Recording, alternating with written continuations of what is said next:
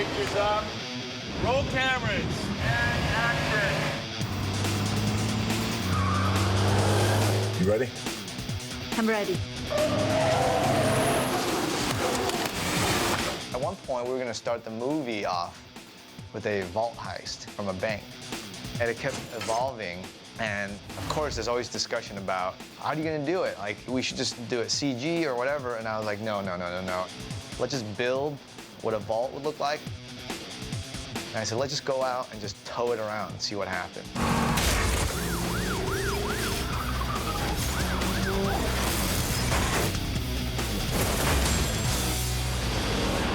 But one of the things that came up when we first started is we said, look, you know, a real vault that comes out of a bank like that that's 8 feet wide and 10 feet long and 8 feet high has got to weigh, you know, probably close to 100,000 pounds. So it's gonna just evaporate things it hits.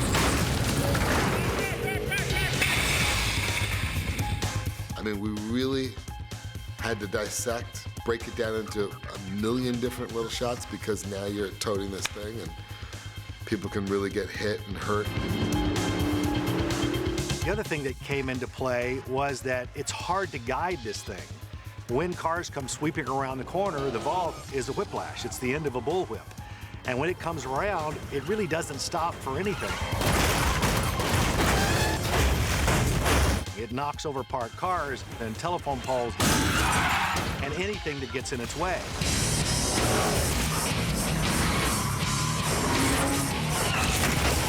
That was a big issue because when you're in Puerto Rico, you can only destroy the things that you tell them you're going to hit. What's going to happen is we're going to crash the vault through that bus stop behind you over there.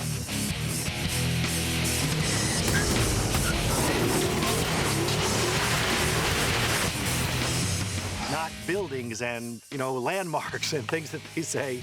You really don't want to hit this power transformer that powers the entire city. So what we ended up doing is I built a steerable vault.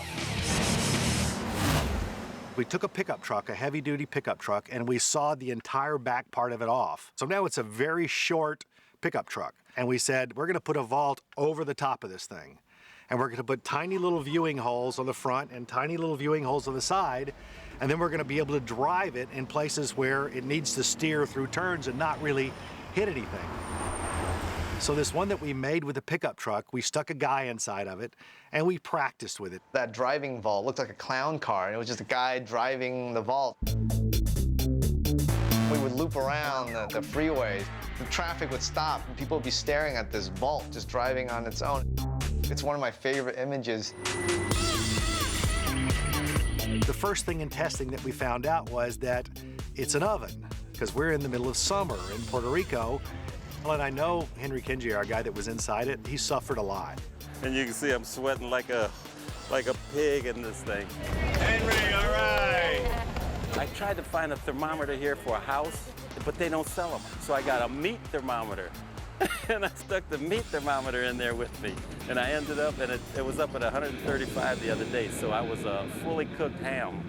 It was smoking. I was going to say stop, but it was the last shot, and I just had to get it. Jack got some dry ice to put in there to try to keep the truck cool. He kept passing out on us, so I went and ordered dry ice. And I put dry ice in burlap bags, and we set them all on top of the engine compartments. This is it. This is my home away from home. My helmet, and also for air, there's this pumper that fits into the helmet to allow fresh air to come from outside to breathe. So there are quite a few things that have been done to make this workable. This is the hookup for the cool suit. We put him in a cool suit, which is this vest that has cool water going through it and these lines that are all attached to it. This is where they plug in, and that's that little ice chest back there has the ice and ice water in it. And then I said, the vault takes us 15 minutes to get him in and out of it. Let's give him a toilet inside of it. So we actually took the passenger seat out and put in a portable toilet there and said, if you have to go, that's your only way out, because we're not spending 15 minutes getting you in and 15 minutes getting you out of it. It's just ridiculous. This is the strangest thing I've ever driven.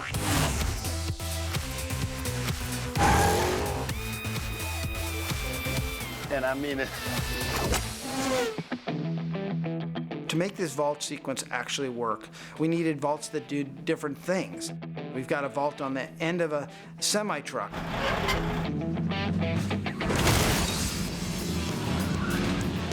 We had some that we would swing in by a crane that were just very massive and heavy. As you can see, there's a vault underneath the crane. And this is our pendulum swinging wrecking ball vault.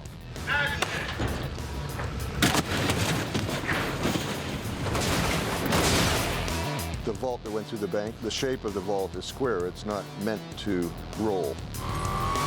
Spikes ahead, Don. We got spikes. We're going right. You had to get the vault up to a certain speed so it would tumble. I'm building a special vault for this scene that has an axle running through the middle of it. A vault will be mounted on a carriage at a 45-degree angle for run-up. On action, the tow truck is going to tow the two ropes that are pulling it, and it'll get up to speed on a run-up track and finally crash through the windows, at which point we'll trip it and it'll start to tumble on its own.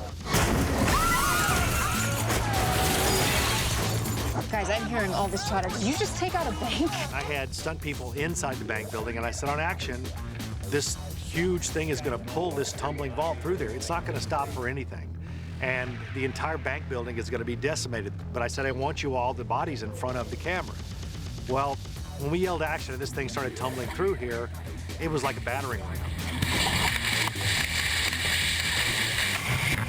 It came through, tumbling through, and there was glass everywhere and chunks of metal going everywhere. We had people running all the different directions. And you never know if a 10-foot piece of I-beam is going to tumble through and hit one of the stunt people. But I think it's an enormous event for us to be able to get through that with nobody getting hurt, because there were a lot of unknowns in that bank vault sequence. There were a lot of things that could have gone wrong, but we had luck on our side. Another thing that was a challenge is the bridge sequence. There was so much going on this bridge. I mean, you had 14 cars, I think, head on with this vault. Either being crushed, destroyed, flipped, knocked in the air, knocked off the bridge, falling 30 feet into the water below, 2 cars at the same time. I mean, cars being decapitated. We thought about the roof sharing only because I had done that a few other times with Spiro, and we knew that a cable strung at that tensile strength, if you tried to get underneath it, it's going to go across the hood, and it's going to cut through the roof like butter. And Doc Charbonneau, who was going to do this, he's one of our shorter stuntmen. And I said, you know, that's where the cable's coming through. You have to be over before that, or you're losing your head. What's your primary concern? Get down! Ready, and action!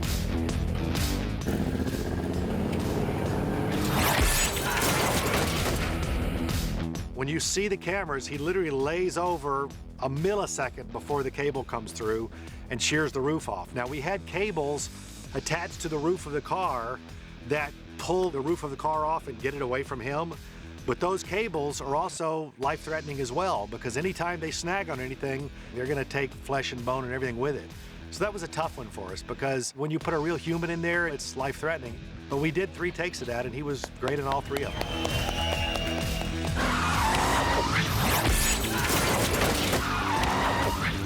We really broke our budget on this one with the cars. There's a point where I've just said, please don't tell me anymore. I don't want to know. It's too much. Please don't destroy any more cars. But I'm so proud of that sequence. The vault heist at the end of the movie, it's like nothing I've ever seen.